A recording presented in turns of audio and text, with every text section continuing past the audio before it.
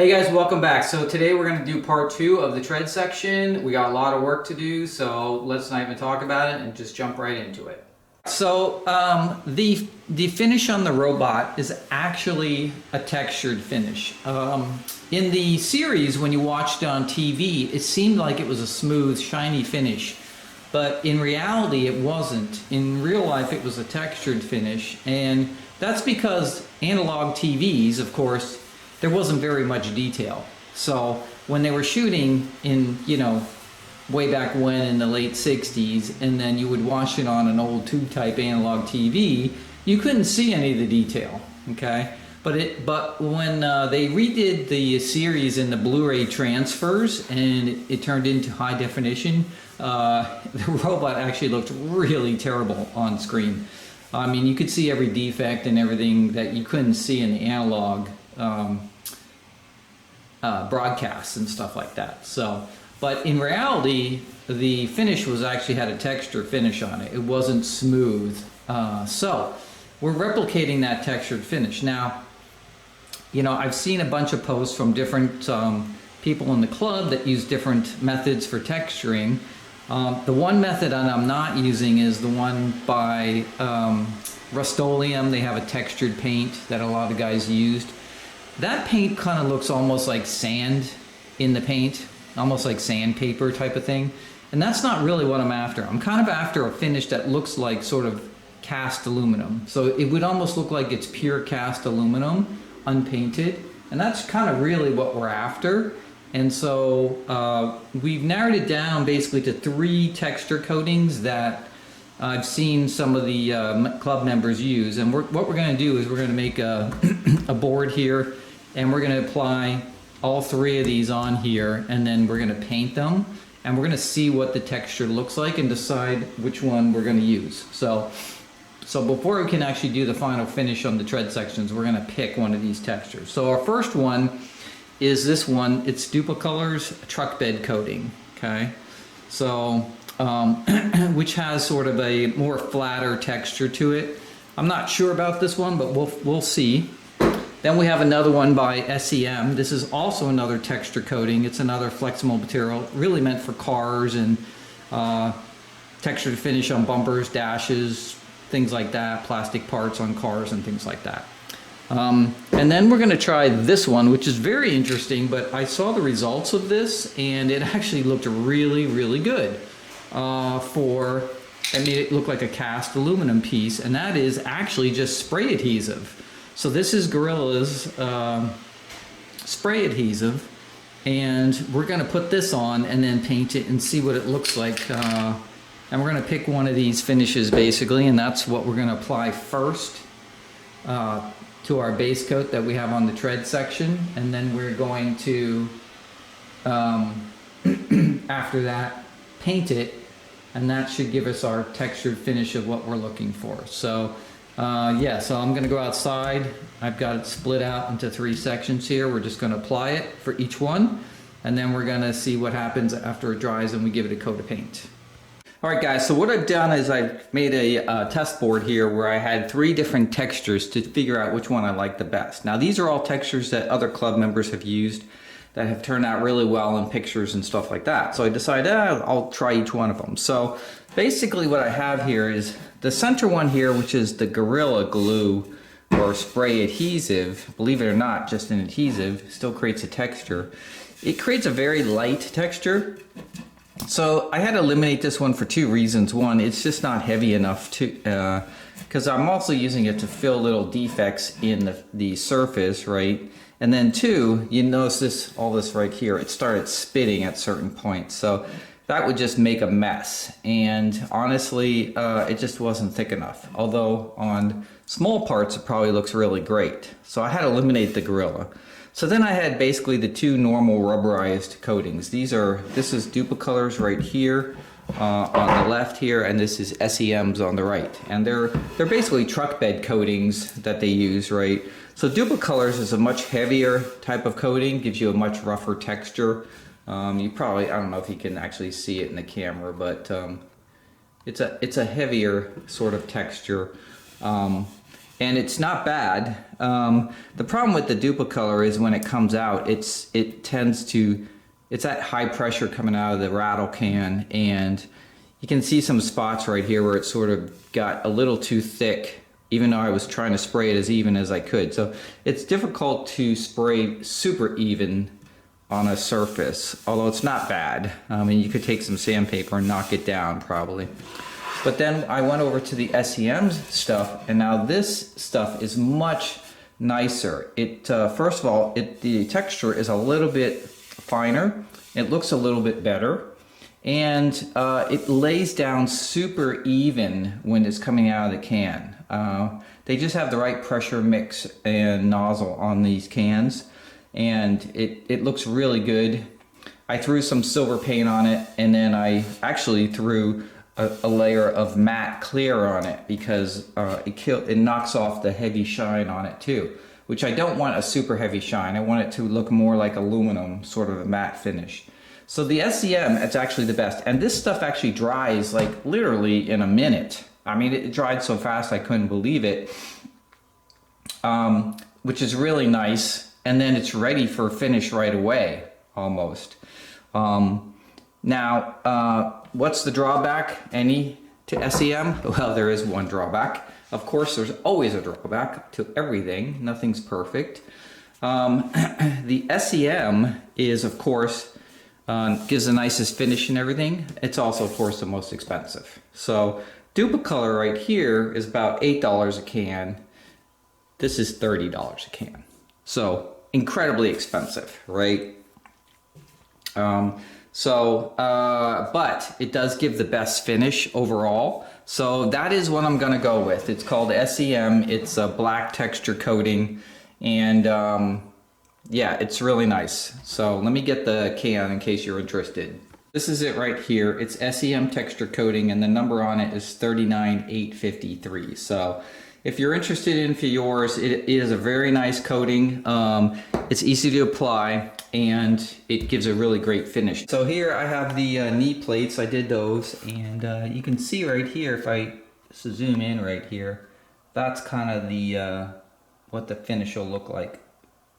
Really nice, pretty even, and once I get paint on it, it'll look pretty good. Now, texture finishes, you know, they're very hard to do absolutely perfect because you're dealing with a rattle can. You know, I'm outside. I'm not in a professional paint booth with, you know, air sprayers and everything like that. So this is, you know, kind of the best you can do at home, but it turns out it looks pretty good. So this is what I'm going with. So yeah, I've got these done, and I've got the tread sections already coated. So next is paint, and then once I get all the paint on, and I have to get enough coats of paint on to make sure everything gets covered. With the texture, you know, if it's a little thin or light in some areas, who cares? Nobody's going to notice it. But with the paint, obviously, it's got to be 100% coverage. So that's going to take a while to get everything painted. Then we got to wait a day, and we've got to then tomorrow, hopefully, paint the clear coat. And so I'm hoping, since it's actually Memorial Day weekend, I've got a 4-day weekend, right? So I'm off on Monday also. So hopefully everything will be finished by Monday, and then we'll let it sit a good week at least, and then next weekend start assembly. So let's just for a couple minutes talk about the painting process, because I did run into a bunch of issues as I was doing this process. I have it down now, I know what to do, but some things caught me by surprise. So first of all, I did decide on the SEM texture coating because it's a really nice coating for two reasons. One, it goes on super smooth, no lumps and everything. If you just spray it consistently back and forth and you do light textures, you can build up as much as you want. The other nice thing about it is it dries like literally almost instantly, like in less than a minute, it's dry to the touch, and you can touch it and then do your next coat or do whatever you want with it. So that's what's really nice about it. Now, I was shooting it in 80-degree weather, so it was perfect weather for it, but it dries like super fast, which is really nice because a couple of the other ones I tested took a little bit longer to dry, and they were more sticky and gooey type of thing. So this is a really nice texture coating. that works really well. Now, the other thing about the texture coating is when you do apply it, of course, even if it's a light texture, remember textures, if you looked at them like at a microscopic level, have, nooks and crannies and valleys in them, right? Because that's what makes the texture. So when you're spraying your next coat, you've got to fill that in, otherwise you're going to get an uneven reflection on the finish. So you want to make sure that, first of all, your texture is consistent and flat. But what you can do is, after you put it on there, take some 220 sandpaper and just knock down the high areas on it very quickly, and then vacuum it off, and then apply your next coating or whatever it may be. So it didn't take very long for the texture coating. So highly recommend the SEM stuff if you want to do a texture coating that doesn't look like sand. So a lot of the texture coatings I've seen guys do are sort of like those ones you buy from Rust-Oleum, which have a texture to them, but they're like sand inside the paint, basically. This is much different. This looks like, sort of cast aluminum when it's finished. So highly recommend this one. All right, so after I did that, then what I did is I started putting on the finish coat. I was originally going to do primer, but there was really no reason to primer it because the paint will stick to the texture coating, and the primer was dark too, so I would still have to try to overcoat it. So I figured, the heck with the primer, I didn't really need it. So I went right to this one. This is what I'm using. This is what I used on the radar section, which is this Rust-Oleum metallic titanium silver. It's a really nice color because it has a metallic flake in it, which is great. However, this spray nozzle that they use on these cans makes it come out sort of like a mist, and instead of a normal spray that you would think out of a spray can. And the problem with that is it's very hard to coat a texture coating when you just have a mist coming out. So I was going through lots of these cans trying to get it to coat, and I couldn't. It was just not happening, and the texture was looking uneven because I wasn't filling in all the little nooks and crannies in the texture. I was sort of just getting the top. And even though it was silver, you could, when you looked at it from an angle or anything, it looked like, parts were shiny, parts were flat, and it just, wasn't even across the whole thing. So the other thing about this is you only get about 3/4 of the can out of this before it starts spitting. And once it starts spitting, right, then you start ruining your finish. You got spits all over it, and you got to then wait till it dries, sands it down. It's a whole big deal. And this paint dries very slow. It's not a fast drying paint. So I'm stuck with this at this point because I've painted the radar section and now the treads with it. So I've got to use it for the tour, so I don't have a choice, right, to make everything match. But I would not use this particular brand, especially with this type of nozzle here, because it goes on as too light a mist, okay? So what I had to do is when I realized that wasn't going to work as well, I went out and I got this, which is a Rust-Oleum. This is called Ultra Cover Paint and Primer in aluminum metallic, and this has like a very nice nozzle on it. If I show you right here, it's just a regular one that has a round spray coming out of it, heavy coverage, and it covers everything very nicely. And I used it to fill in the surface to make it smoother. And this goes on really nice because it really fills in, because like even on the side here, they say 1 can compares to 2 for coverage, right? Double coverage. Don't know how it works, but it does actually work, and it does do a very nice job. So I put this on first. So in the future, it's going to be texture coating and then the aluminum metallic in the Ultra Cover. And then once that was all filled in, then I went and I put on my final metallic flake coat here with this. And that then went on nice and easy because I was just basically putting a very light top coat on just to get the metallic flake. Okay. Once that was all on, then I used this, which is Rust-Oleum's Matte Clear Enamel. And it should be enamel. If it's not enamel, don't use it, okay? You want the enamel so you get a nice hard finish. But what this does is it takes the shininess off of it, because I didn't want it to be shiny. I want it to look like flat aluminum or titanium. So this will completely take off the shine, make the entire surface 100% consistent. So no matter what angle you look at it, the finish looks the same. And then the other thing about it is it seals the finish. So the one thing about this paint is it takes forever to really, really harden to its final sort of finish. And what I mean by that is, like, even though it's sort of dry to the touch, if you rubbed your hand over it very hard, like if you took your finger just very heavily rubbed on it, it would actually put a mark in the paint, because it takes about 3 months or so to actually really harden up and dry. So by using this stuff here on the top of it, you can now touch it and do whatever you want to it, and it won't damage the paint. So the clear enamel actually protects it, and it also allows you to like do things like just get a damp cloth and wipe off dust and stuff like that, and you won't scuff or scratch the finish.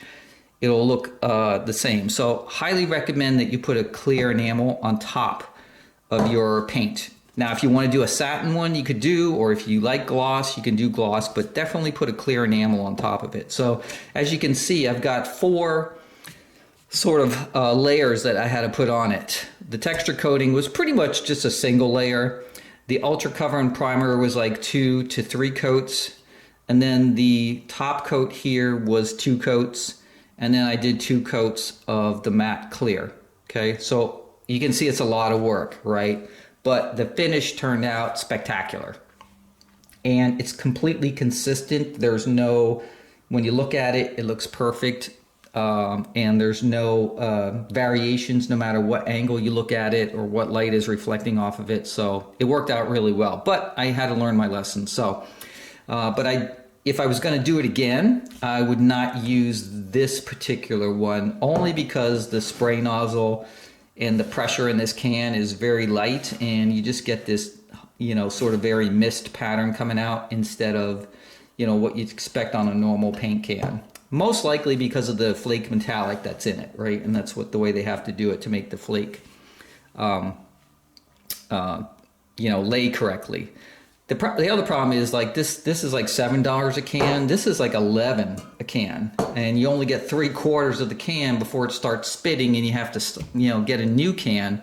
So financially, like, you know, this is not economical at all, right? I had already purchased a bunch of cases of this stuff, so luckily I have it, and I should have enough for the torso and everything else. And that's, you know, the basically the waist plate rings and the torso are the last pieces, so I'm not too worried about it now that I have sort of a system down. But if I were to do it again, I would probably eliminate this one and just use this as my color, this aluminum metallic, which is a really nice one, and just have these 3. But, you know, I'm kind of committed now to the 4, so that's what I have to go with. So anyway, those are just some recommendations on things. So I would highly recommend that you play with this on some test boards first to really get an idea of how it'll work before you spend a whole lot of money buying all these things and then find out you have to get some more stuff. So all right, so let's move on to getting our assembly started here. So we're gonna get the wheels, well, actually first thing I'm gonna do is clean up all the overspray on everything, and then I'm gonna start with the wheels. So here's the finished pieces right here. There's the 2 knee plates and the 2 halves of the tread sections. Everything's been painted. It turned out really well. So if we zoom in onto some of these right here, you can kind of see the cool finish on it. So has this slight texture on it, which is really nice. And like everything I just described of what happened when I was doing the different layers and coats. So, but anyway, at least they're all painted now, and everything's looks really, really good. It looks like a great sort of cast aluminum finish. So I've taken all the masking off and everything. Now I did get overspray on a bunch of stuff on the inside there, and because it's like a light metallic flake in it, you know, if I wipe my hand over, it comes off on your hands on like some of the stuff on the inside because it doesn't have the clear coat on it. So I'll need to clean that up first, right? The drive wheels and some of the other stuff. Just sort of vacuum off the extra flake, and then just wipe it down with a damp cloth just to, clean it up and stuff like that. Otherwise, we're ready for the next step. So we can start the actual assembly process next. And the next step we're going to be doing is mounting all the wheels on permanently finally. So wheels will be next. And then after the wheels will be the tread belts. After the tread belts will be the knee plates. And then finally, after the knee plates, it'll be ready to put the bolted two halves together again. And, then we're ready to move on to the next step, which would be the electrical wiring. So that's what we got to do. So let's take a look at the wheels and discuss those for a bit first, and how we're going to mount them on here. And then we'll move on to our next step. So the next step to start the assembly is to get the wheels mounted. And so there are 4 different size wheels on the robot. These are all factory blueprint accurate right here. And there are 4-inch wheels that go on the 4 corners, and there's 2 different sizes of them. So this is, I think, 2.5 on that one, and then this is 1.5, right, as far as the width goes. So 2 different widths, but the same diameter of 4 inches. And these go on the 4 corners of the tread sections. And then in the other wheels that are in the middle are these right here, which again, 2 different sizes, same widths. And these are, I think 2 and, what are these? These are 3s. So 3 inches in diameter, and then the same widths. And the reason is because the inner treads are thinner than the outer treads, okay? So there's a total of 32 wheels between the 2 sides of the tread section. These are all machined aluminum, and like I said, they're accurate with the 6 holes here, and also on the flanges here, these are chamfered in. So these don't go straight down, they chamfer in, and that matches the original chamfered tread belt. Now that's the way they work. And then on the outside here are just 2 bearings. I've already stuck them in here, but they're automotive bearings on each side right here. And then in the middle is just this little sort of wooden shaft that slides right in the bearings. And then, of course, the bolt goes through there that holds it on. Okay, very simple.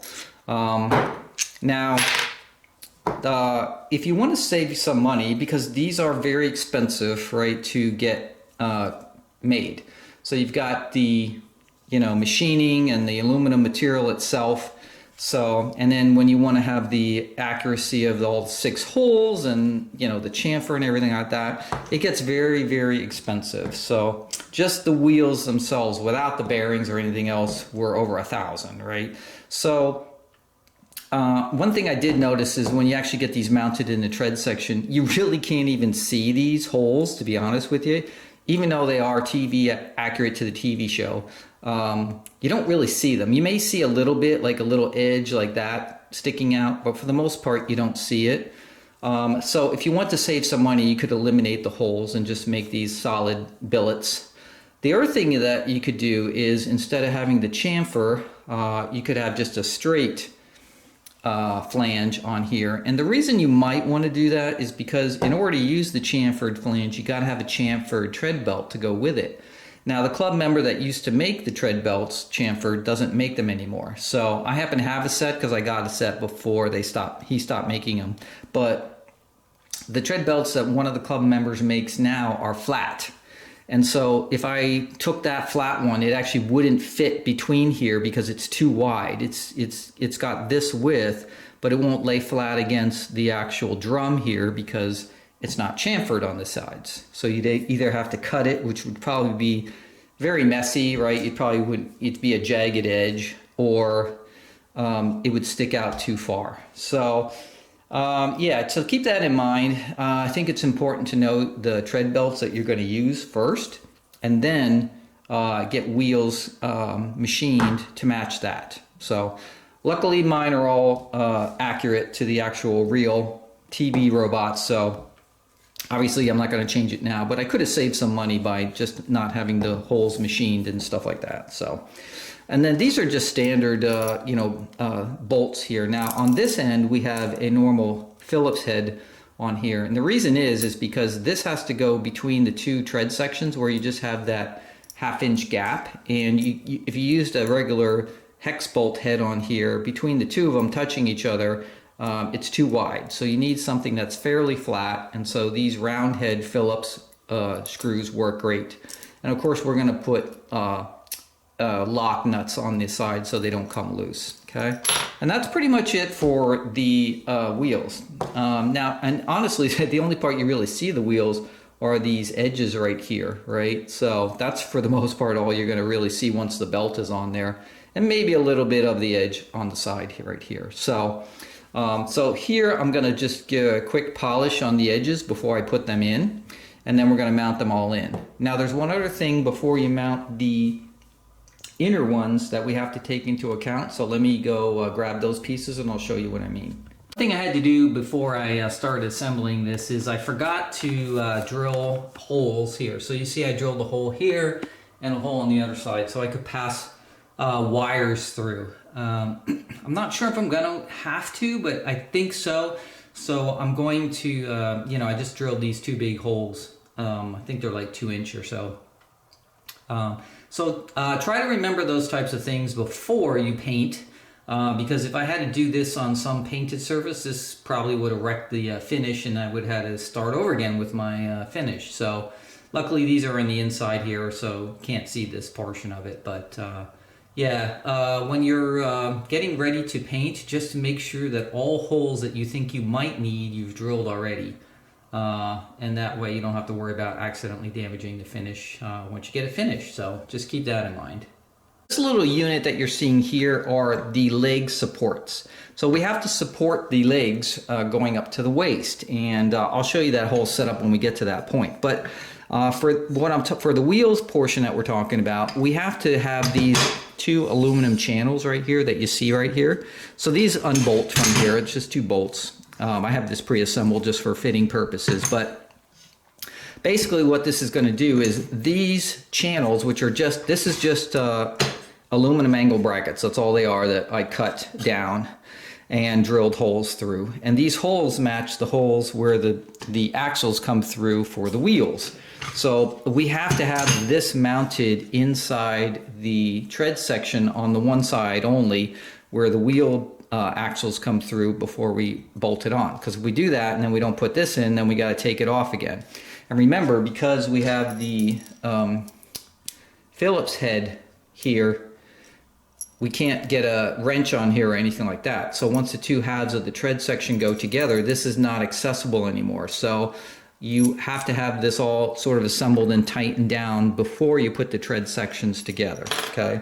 We'll talk about this unit a little bit later once we get to the leg support section. But for now, the only piece you have to know about is this angle bracket right here. So again, just a piece of aluminum, got at Lowe's, and then cut it, and then it just gets put into the tread section. So let me show you where it goes. Inside here, this is where your wheels go in, obviously, and then the axle goes through here. But on the inside, on this panel right here, is where the axle bolts will come through, and that's where you, after the bolt comes through, you put on that channel or that angle bracket, and then you put your nut on and tighten it all down. And the same thing will occur on the other side too. So this little slot right here is where the wheel goes. Axle comes through these holes, and then you basically, just put your nuts on after you get your bracket. So main point, you got to get your angle bracket on when you're putting your wheels on at the same time. So there we have it. There's the wheels, as you can see, all mounted. Looking from the side here. It's all in their permanent positions. Okay. I polished them all up, cleaned them before I put them back on. And then inside here, you can see the two L brackets sitting on each side right here. And that's where our plates are going to rest for a couple of things, leg supports, but that's also where the batteries are going to be held up. So they're going to be resting in there too. So that's that's why I need those angle brackets. But again, you got to make sure that you put them on before you put the nuts on for the axles on the 4 top ones. And then in the middle here, there's 2 bolts. You can't see them here, but there's 2 bolts that hold that. So there's 4 across the rail. And that's pretty much it. So this side is finished as far as the wheels and the base angle brackets for the leg supports. So now we just got to do it again on the other side. And then once that's done, we can do the tread belts next. All right, so we have all our wheels mounted now. Everything is great. And we've got our 2 brackets in here, which are going to be for our leg supports. So everything's all bolted and tightened up. The only 2 things that are left to tighten up are the actual nuts on the wheel, the tire lug, and that's it. So otherwise everything I've checked twice, make sure everything's tight, and everything's using lock washers, so nothing's going to move. Now the next piece is to actually start the supports. So if we look over here, this is what the support is right here.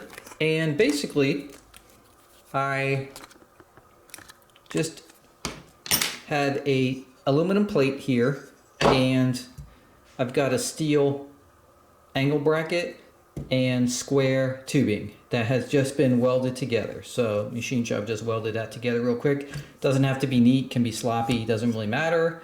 And then just 3 holes drilled through to mount this to this plate. This plate then gets mounted to the inside here, like so. I've already got the holes sort of pre-drilled. Anyway, this way, put it this way. I think that's not it. Anyway, is this, oh, this is the rear. Okay, so this is the rear. This goes that way. So they're already pre-drilled. I just have to bolt them up, and that's pretty much it. Okay, and this will be the support here that will then connect to another support that's going to have the support for the legs. So this is my next step to get these bolted in here. And then I actually forgot something.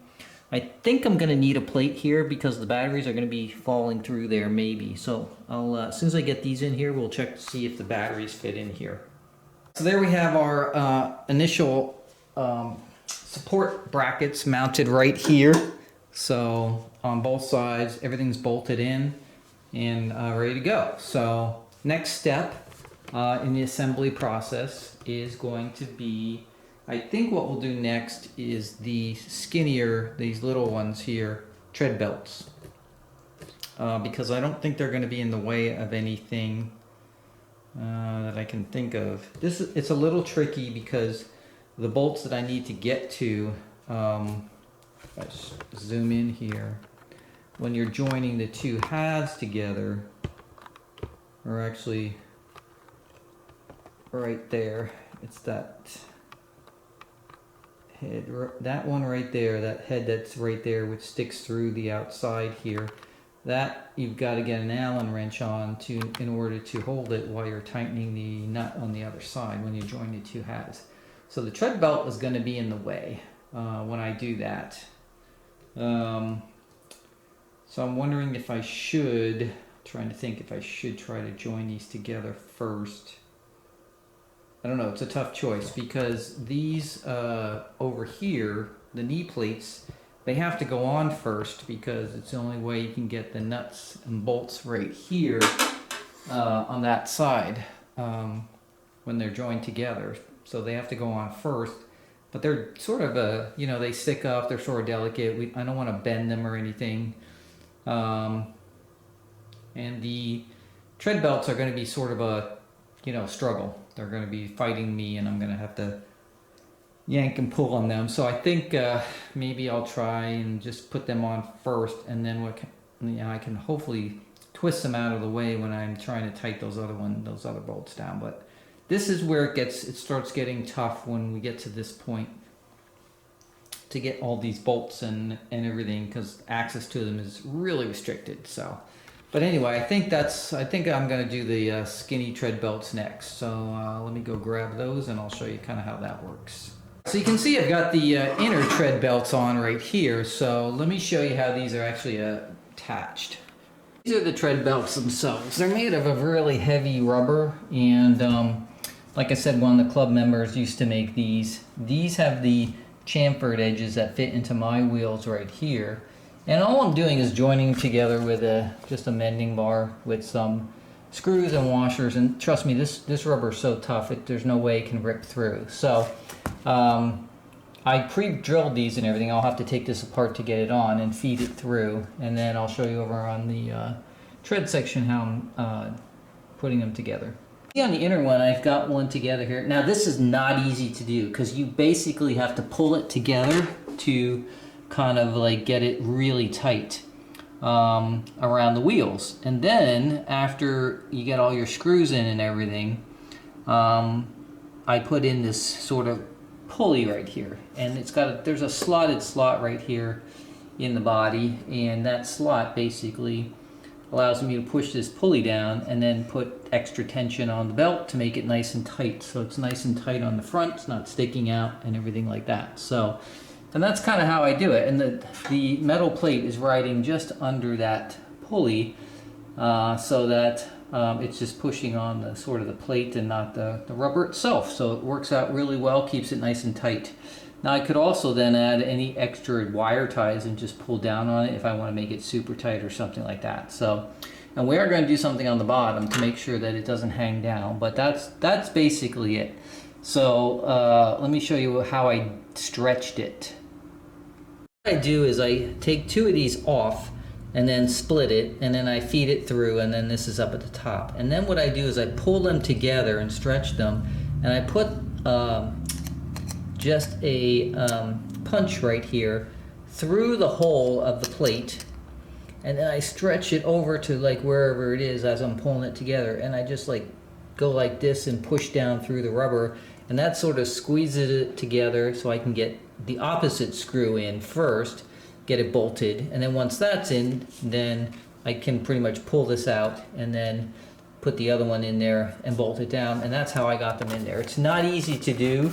Your hands can get really chewed up against all the metal edges, and you got to be careful you don't chip something. So this is the toughest part of the tread section, trying to get these on here. Now normally if these were a single piece, which they used to come in, these just happen to be cut already.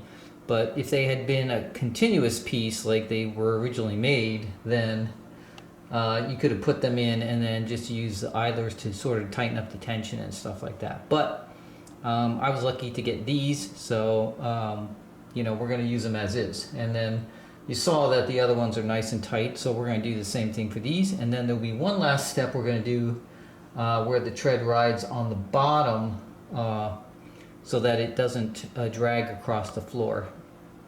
And I'll show you that when we get to there. So let me get these two treads mounted on the actual tread sections themselves, and then we'll do the final adjustment and they'll be finished.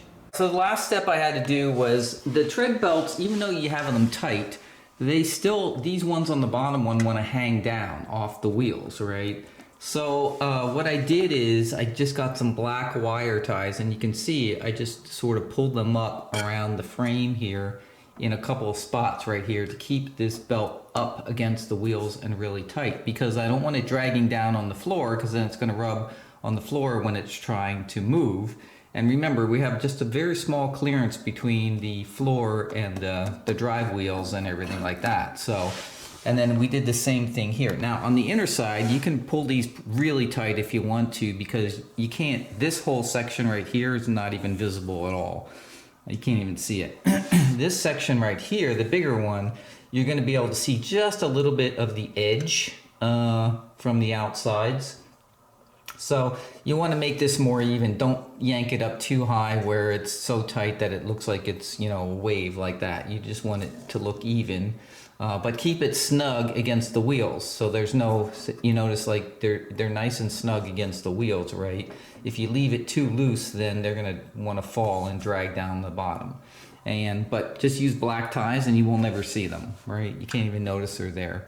So if I look at it from, for instance, this side right here, right, that's kind of what it looks like on the bottom. You can't even really notice any wire tie or anything. It just looks like a tread laying on the bottom right there. So yeah, so that's all you have to do if you're motorizing your tread section and your treads are not moving along, they're just static, right? And you don't want them dragging on the floor. So, but otherwise you can see that's kind of the final look. That's kind of what it looks like, and they look great. They're nice and tight, and you know, the black against the silver finish looks really cool. So yeah, so that turned out really well. And the tread belts, although you got to fight with them and they're not easy at all, it's the hardest part. Once you get them on there, they look really good. Next step is to get the intermediate connection between the support legs. And so I'm using these solid aluminum dowels basically, and I've just drilled some holes through them on the top and the bottom here. So this will go like in here. They just bottom out against the bottom of the red square tubing. And then you can see right here, I just put a washer, lock washer, and then a bolt that screws through to the other side here, which is threaded. So, and that's pretty much it. And that locks in this piece right here, and then I'll show you the pieces that slide on the top of there. Actual leg supports themselves are this piece right here. Again, this is just square tubing, and this is, just had the machine shop weld these together real quick while they were doing some other stuff. So this is a very simple, just square tubing design here with 2 cross members, and that's pretty much it. And this will slide here over those dowels that I just showed you, and then the top plate will mount on the top of this. Now, you can pick different heights. Some like the squished look, some like the taller look, however you want. I did the normal look, but there's different kinds of heights that you can set these to, and you could actually get a couple of these made if you wanted to, and then switch them out whenever you wanted to, if you like to change the height and everything like that. So let's look at it assembled. Here it is when it's fully assembled on the actual robot. Now, as you can see here, because of this cross member that's here, the battery is, I wouldn't be able to get the battery in there. So the battery has to go in before you put the cross member on. So what we're doing is, for future purposes, just to make it easier, we drilled some holes through here, and there'll just be a pin here with a like a cotter pin on the end, and you can take it on and off real easy then at that point. If I ever need to switch out the batteries or something like that. So, but that's kind of the way it'll work. So, and you kind of get the idea now, see what the height will be of the legs. So, somewhere I have these pins. I can't find them right now, but I know I have them somewhere. I just saw them the other day. That's the problem when you have all these parts. I got so many parts everywhere, I can't find anything, but I'll find those and get the pins in there. But that'll take you all the way up basically to here, which is, there'll be a top plate here for the waist section. So yeah, I'm gonna get these all finished here, and then we've got to get before we actually permanently mount these, we've got to get the base plate on the bottom there that supports the battery, and get the batteries actually in the actual tread sections first. All right, so next step is to get the supports for the battery in here. And so all I did is I basically got 2 scrap pieces of aluminum L bracket, and just put it, screwed 2 here, 2 screws here to hold it in, and what'll happen is the battery will fit right in here like so. And then what I'm gonna do is use, because there's a little slack right here, and of course there's slack side to side, right? So we don't want it moving around. So what we do is we will put some hard foam on the 2 sides, and then in between on the ends, and that will kind of hold it in place. I mean, between the wires, and then you'll see when we get the silicone legs that go over this and everything, it'll all hold it in. It won't move around at that point. So we don't need to fasten it or anything like that. And that's pretty much it. We'll talk about the batteries when we get to the electrical system. These are special batteries here I'm using, but you can see they're a nice small size. So, but yeah, that's the next step. So I got to get the other side done with the brackets in there. And then I think at that point we're ready to do the electrical basic wiring to get it up through the top here. On the next episode, we'll be ready to do the final test and run it around the room. So we're getting close, but we got some stuff to do yet here after we get these brackets in. I think actually I could probably at that point, since the batteries would be ready to go once they're wired up, put the knee plates on and stuff like that, and then bolt the two halves together. So this is it's getting exciting because we're getting close.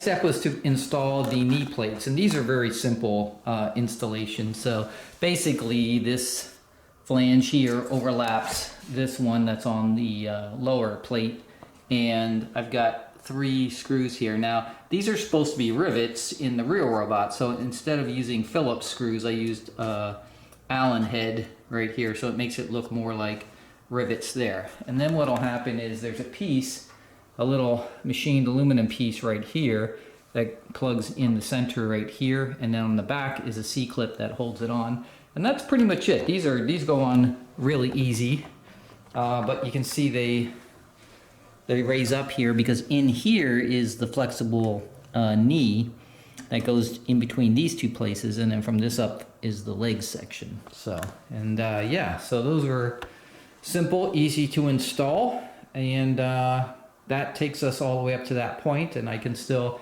you know, have plenty of room here to get the battery and the wiring and stuff like that. So that's that was an easy step right there. So I think I'm just going to get these polished up right here and then install them on the side, and that's going to be it for part 2 here of the tread section. So part 3 we'll finish this up on the next video, where we'll have the electrical wiring happening, because we got to get all the base wiring that's going to come up through the legs there. And yeah, then we can give it a run around the floor here and make sure it all works. So we'll have to get the 2 tread sections bolted together and all that kind of stuff. So we're not quite there yet, but we're getting close.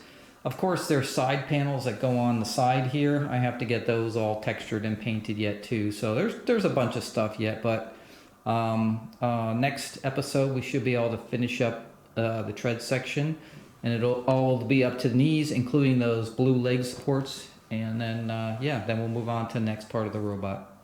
There's the finished joint there for the knee joint right there. So I decided to keep the plug in the middle, and then the 3 little Allen bolts, which represent rivets, right? The polished aluminum, instead of painting them, it kind of sets it off a little bit.